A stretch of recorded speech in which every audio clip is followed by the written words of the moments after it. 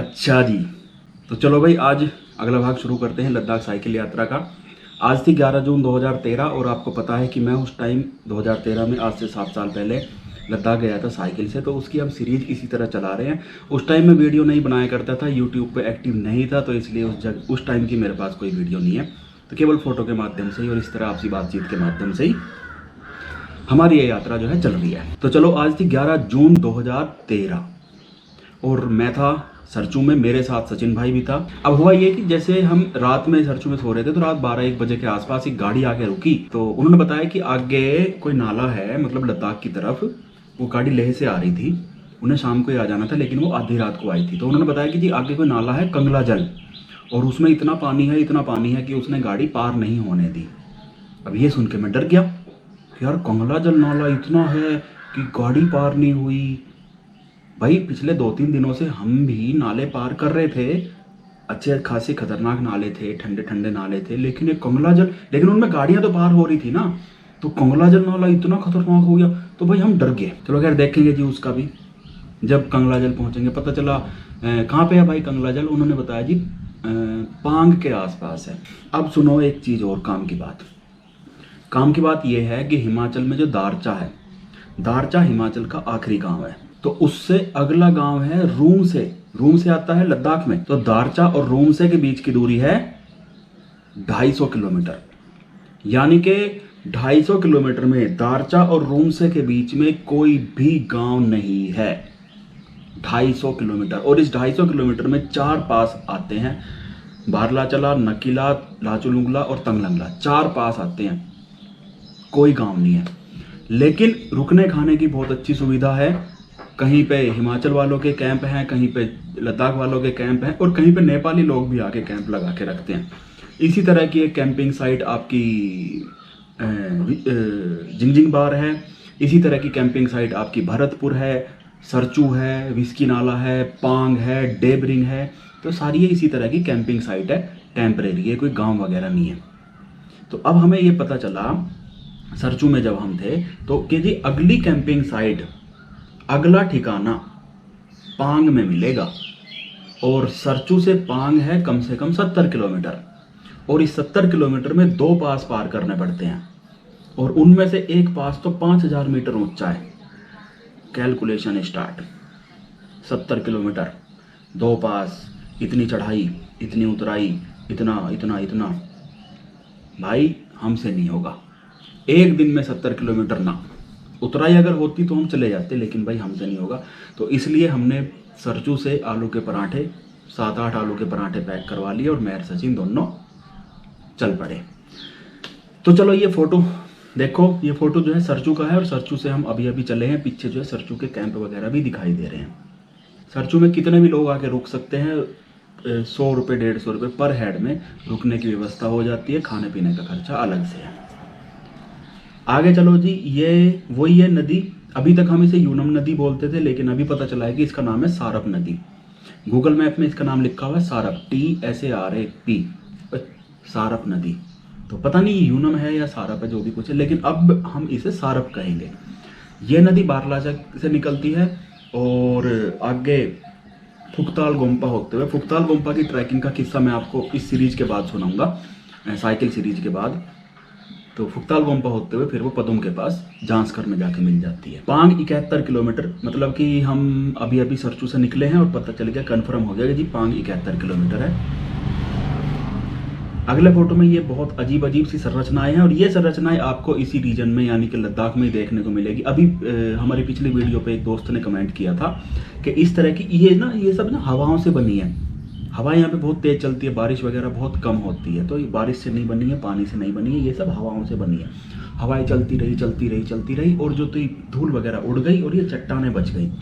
तो किसी दोस्त ने बताया कि जी ऐसी संरचना जो है पूरी दुनिया में केवल मैक्सिको में मिलती है और लद्दाख में मिलती है। तो बहुत बहुत ऊंची ऊंची हैं जी ये, बहुत ऊंची ऊंची, कई मंजिलों की। अगला फोटो ये देख लो, इस सामने एक पुल दिखाई दे रहा है और इस नाले का नाम है ट्विंग ट्विंग। तो इस पुल का नाम है ट्विंग ट्विंग ब्रिज, और यही पुल जो है, यही नाला जो है हिमाचल और लद्दाख का बॉर्डर है। हम जैसे ही इस नाले को पार करेंगे तो लद्दाख में एंट्री कर जाएंगे। उस टाइम ये जम्मू कश्मीर का हिस्सा हुआ करता था, आज के टाइम में लद्दाख यूटी का हिस्सा है। ये लिखा हुआ है ट्विंग ट्विंग ब्रिज, किलोमीटर 195.409। 195 का मतलब क्या हुआ? 195 का मतलब हुआ कि यहाँ से 195 किलोमीटर उपसी है ये सड़क। ये बीआरओ ने अपने हिसाब से 1 किलोमीटर मार्किंग कर रखी है, तो यहाँ से उपसी से इनकी ये वाली सड़क शुरू होती है। उपसी है लेह से 50 किलोमीटर, तो 195 में 50 जोड़ लो तो 245, यानी कि यहाँ से 245 किलोमीटर है लेह। ये एक और नज़ारा, वही ट्विंटिंग नदी है, दूसरी तरफ सड़क और वही पहाड़। ट्विंटिंग ब्रिज पार करते हैं तो ये सारप नदी की वैली है और बड़ी चौड़ी, बहुत चौड़ी वैली है, प्लेन जैसी लगती है, लेकिन हमें चूंकि नदी के फ्लो के साथ साथ चलना होता है तो कुल मिला के हल्का हल्का ढलान है। तो साइकिल चलाने में मज़ा आया। देखने में तो ढलान नहीं लगता, लेकिन ढलान है बहुत हल्का हल्का, तो साइकिल चलाने पे ये सब क्लियर पता चलता है। उपसी 189, लेह 239, 50 किलोमीटर का डिफरेंस हो गया ना। हाँ, ये लद्दाख जा रहे हैं जी इंडियन ऑयल के पेट्रोल पंप, मतलब कि ट्रक जा रहे हैं पेट्रोल लेके। अगले फोटो में देखो ब्रांडी ब्रिज, बीआर मतलब ब्रिज, तो ये ब्रांडी नाला है। और इन्होंने पता नहीं दारू के नाम से कैसे, क्यों, किसने रखे जिंग जिंग बार। ट्विंटिंग भी कोई दारू होती है क्या? मुझे बताना भाई कमेंट करके, ट्विंटिंग भी कोई दारू होती है क्या? ब्रांडी तो होती है कोई दारू, ठीक है। इससे अगला कोई मिलेगा, वो मिलेगा विस्की नाला। अब कोई कहता है जी यहाँ पे ब्रांडी का ट्रक पलट गया था, कोई कहता है जी विस्की का ट्रक पलट गया था। ऐसा नहीं है, ये पहले से ही पता नहीं कब से नाम इन्होंने रखे हुए हैं। जब हमें पैदल आना जाना था तब भी यही नाम थे, ब्रांडी विस्की, तब तो ट्रक वगैरह नहीं थे ना। ये देखो जी विस्की ब्रिज है ना, वो पीछे बैकग्राउंड में पुल भी दिख रहा है और यहाँ पे पीले वाले बोर्ड पे लिखा हुआ है विस्की ब्रिज, तो ये विस्की नाला है। अच्छा चलो, विस्की नाले की मैं एक थोड़ी सी भौगोलिक स्टोरी सुनाऊं। विस्की नाला वो सारप नदी में आके मिलता है ना, ऐसे आके ये यूँ सारप नदी जा रही है और ऐसे आके विस्की नाला मिलता है। सड़क आ रही है इधर मनाली से, विस्की नाले को पार करेगी यहीं पे इसी पुल के माध्यम से आगे चली जाएगी। आगे जाके वो फिर गाटा लूप शुरू होते हैं, 21-22 लूप हैं, एक के ऊपर एक, एक के ऊपर एक, ऐसे ऐसे ऐसे ऐसे ऐसे ऊपर चढ़ जाएगी। ऊपर फिर नकीला है और नकीला से वो फिर से इसकी विस्की वाली वैली में फिर एंट्री करेगी सड़क, और फिर से दोबारा से विस्की नाले को ऊपर जाके पार करेगी। तो एक तरह से अब जब हम मनाली से ले जाते हैं इस रोड पे जब चलते हैं तो 2 बार हमें विस्की नाला पार करना पड़ता है।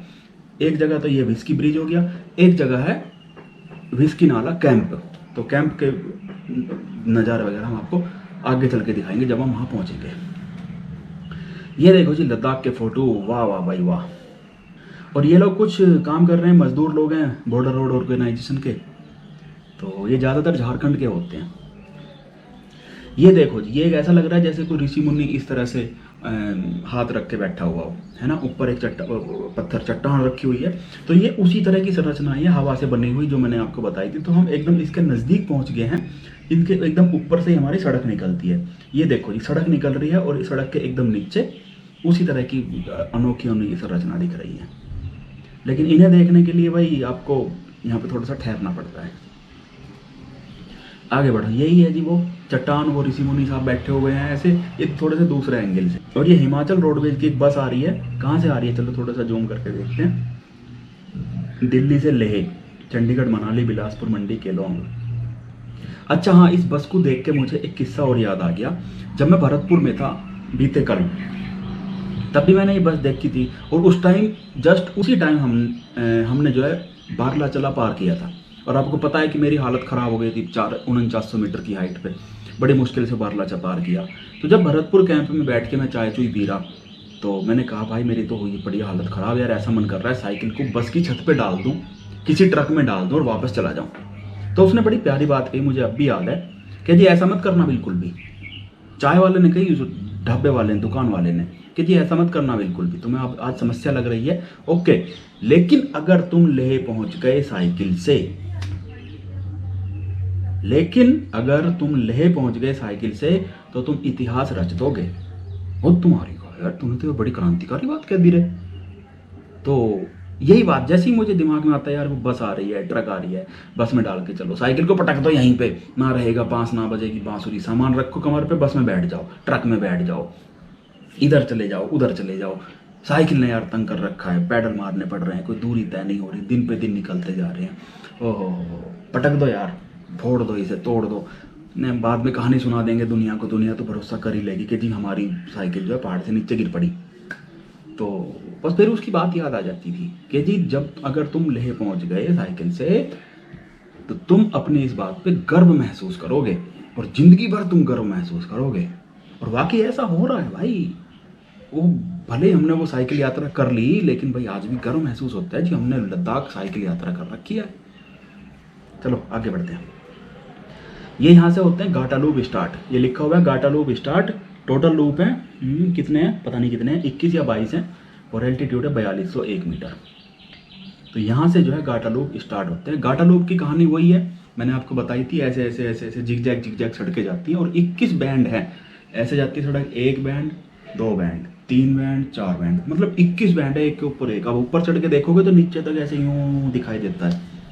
तो और ये बराबर में सारप नदी है, तो अब हम सारप नदी की वैली को छोड़ देंगे, गाटा लूप की चढ़ाई चढ़ेंगे। ये देखो जी, अब हम पता नहीं कितने लूप ऊपर आ गए हैं और नीचे तक ये सड़क दिख रही है।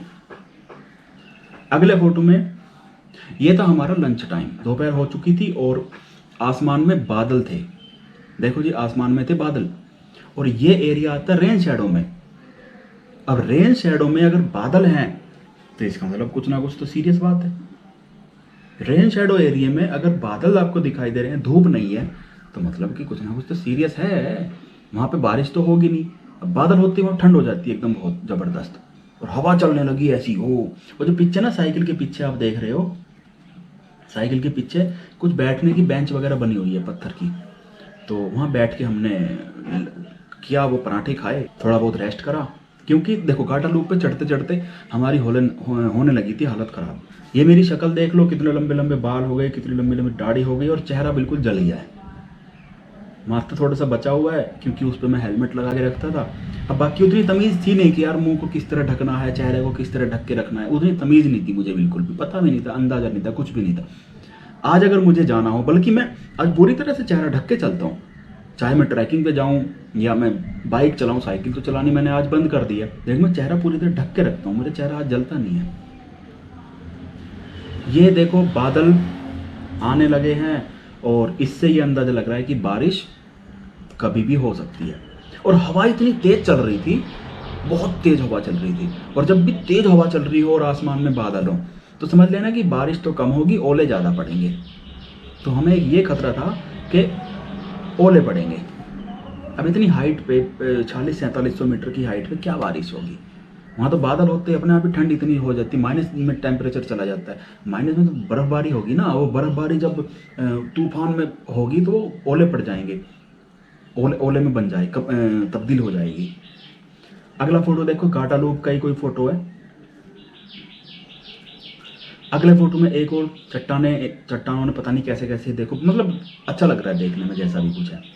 पीछे जो है बर्फ़ दिख रही है, आसमान में बादल, गड़गड़ाहट, गड़म गड़म भौ भूम भौ, है नहीं, मतलब ऐसा लग रहा है कि अब कभी भी बारिश हो सकती है, कभी भी कुछ भी हो सकता है भाई। तो ऊपर से हम पहुंच गए 4700 मीटर की हाइट पे। मेरे रिकॉर्ड में लिखा हुआ था कि नकीला है 4900 मीटर की हाइट पे, 4950, 4950। और AMS हमें दोनों को हुआ पड़ा, दोनों बिल्कुल पस्त एकदम, भाई अब नहीं चलेंगे, अब नहीं चलेंगे। हर मोड़ पे लगता कि यार कुछ मिल जाए, देखो भाई अगले मोड़ पे देख लो, कुछ मिल जाए, किसी की कोई दुकानें मिल जाए, कुछ मिल जाए, कुछ मिल जाए, कुछ नहीं मिलना था। और फिर आखिरकार हमने एक प्लेन जगह देखी, ये मुआयना करा कि अगर बारिश हुई तो यहाँ पे पत्थर वगैरह ना आ जाए या पानी वगैरह ना आ जाए। ऐसी एक जगह पे एक प्लेन जगह देख के हमने अपना टेंट लगा लिया, साइकिल भी यहीं पटक दी, और जैसे ही हमने टेंट लगाया वैसे ही मूसलाधार बारिश होने लगी। मैं सोच रहा था ओले पड़ेंगे, ओले वगैरह नहीं पड़े, बस बारिश हुई, आधा घंटा जम के बारिश हुई। फिर भूख लगने लगी और हम जो थे पढ़ के सो गए। तो जी देखो ये कहानी थी आज की। आज की कहानी में टेंट हमारा बहुत काम आया। AMS 4700 मीटर की हाइट पे हम सो रहे। 4700 को आप कन्वर्ट करो जी फिट में, कितने फिट बनेगा? कम से कम 16-17 हज़ार फिट बनेगा। वो बहुत होती है जी 16-17 हज़ार फिट की ऊंचाई पर रात रुकना, 4700 मीटर की रात। तो हमने तो बहुत कोशिश करी कि यार हम नकीला पार कर लें, नकीला से आगे चल के कहीं रुक जाएंगे, हैं। कोई बता रहा था कि विस्की नाला पे कैंप मिलेंगे, वहाँ पे कुछ खाने को मिल जाएगा। विस्की नाला कहाँ है जी? कि जी नकीला पार करके है। मतलब कि कुछ ना कुछ अगर हमें मिलना था तो विस्की नाला पार करके मिलना था, लेकिन हमसे चला नहीं गया। फिर तूफान इतना तेज चल रहा, और एक ऊपर से AMS होने लगा। 4200-4300 मीटर पे सरचू है, 4700 मीटर, कोई ज़्यादा नहीं है, 400 मीटर ही हम ऊपर चढ़े, लेकिन उसमें हमारी बहुत बुरी हालत हो गई। एक दोस्त ने पूछा है कि नीरज भाई आपके लद्दाख वाले वीडियो शानदार हैं, पर एक छोटा सा सुझाव है, फ़ोटो आप ज़्यादा दिखाओ और बैकग्राउंड में आपकी आवाज़ हो तो ज़्यादा मज़ा आएगा। सर जी देखिए, हमारे पास 7 साल पुरानी इस यात्रा के इतने ही फ़ोटो हैं, ज़्यादा फ़ोटो है ही नहीं। तो जितने भी फ़ोटो हैं हम सभी फ़ोटो आपको दिखा रहे हैं, ज़्यादा फ़ोटो नहीं है हमारे पास, तो इसके लिए सॉरी। और अगर आजकल ये लॉकडाउन का टाइम ना होता तो हम बाइक से लद्दाख जा रहे होते। एक और सवाल है कि आपको क्या लगता है कि अब आप दोबारा कर पाओगे इस साइकिल यात्रा को? सर देखिए, 2013 में भी हमने नहीं सोचा था कि हम साइकिल यात्रा करेंगे लद्दाख में, हो गई। तो अगर आज भी हम मुंह उठा के चल पड़े, बात है मुंह उठा के चलने की, मेरा कोई इरादा नहीं है। अब मैं कह दूँ जी नहीं है, नहीं कर पाऊंगा, वो तो मैं 2013 में भी कह रहा था नहीं कर पाऊंगा, लेकिन मुंह उठा के चल पड़ा। तो अगर आज भी हम मुंह उठा के चल पड़े तो भाई कर लेंगे। आप भी अगर मुंह उठा के चल पड़ोगे तो कर लोगे। और ये जरूरी नहीं है लद्दाख, आप अगर चांद की तरफ भी भाई चले जाओगे, दुनिया गई है, बहुत सारे लोग चांद पे भी गए हुए हैं, आप भी चले जाओगे। कैसे जाओगे वो आप जानो, हर एक का एक स्टेप होता है, हर एक मंजिल का। एक और सवाल है कि साइकिल पंचर या डैमेज हो जाए तो क्या समाधान है? पंचर लगा लो, 5 मिनट भी नहीं लगते, बस पंचर हो गई, पंचर लगा लो। अपने हमारे पास पंचर किट थी, छोटी सी किट आती है जी, इतनी सी, आधा किलो भी नहीं, 200-300 ग्राम वजन होता है पूरी किट में। कुछ टूल वगैरह होते हैं, कुछ नहीं होता, बाकी एक पंप होता है। पंचर हो गया, पंचर साइकिल रोक के पंचर लगा लो, हवा भर के फिर चल पड़ो, 5 मिनट भी नहीं लगते। तो चलो आज की वीडियो हम यहीं पे ख़त्म करते हैं, और आपने बहुत एंजॉय किया। अगली वीडियो में हम और आगे चलेंगे, देखते हैं फिर आगे क्या होगा हमारे साथ। चलिए बाय बाय।